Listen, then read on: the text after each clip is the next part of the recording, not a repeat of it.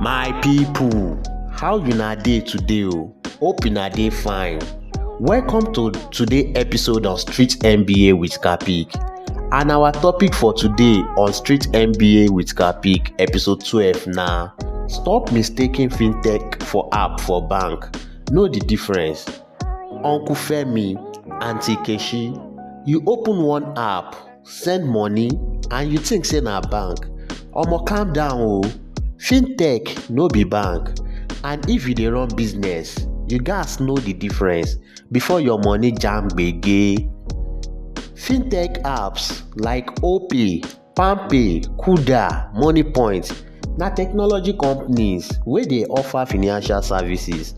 Banks on the other hand na licensed traditional financial institutions wey regulators dey control directly. One major key difference: banks hold your money by law. Fintech apps, on the other hand, dey work with banks or other licensed partners. If your business dey depend only on fintech wallets, you dey miss better tools wey bank fit offer o.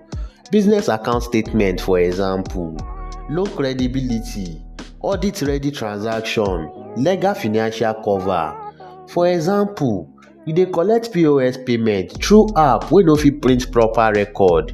How you go explain your income when you wan collect loan or partner with an investor? Make I no lie, fintech still make sense die. For example, e dey very easy to open, fast transaction, no charges, good for mobile movement.